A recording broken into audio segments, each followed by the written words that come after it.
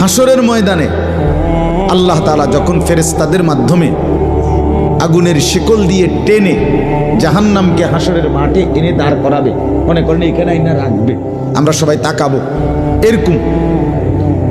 হাসরের মাঠে যখন জাহান্নামকে আনা হবে, এই জাহান্নামের দিকে এক নজর তাকাইয়া হাসরের ময়দানের সমস্ত নাফরমান পাপী বেঈমান আবারও বলবে আল্লাহর কাছে, রব্বানা আখিরনা ইলা আজালিন করিব, আল্লাহ একটু সময়ের জন্য দুনিয়াটা আবার ফেরত দেন, হায়াত আবার ফেরত, সময়গুলো আরেকবার দেন, আরেকটু সময় দেন, নজিব দাওয়াতাক, আপনার সব কথা তখন মেনে নেব,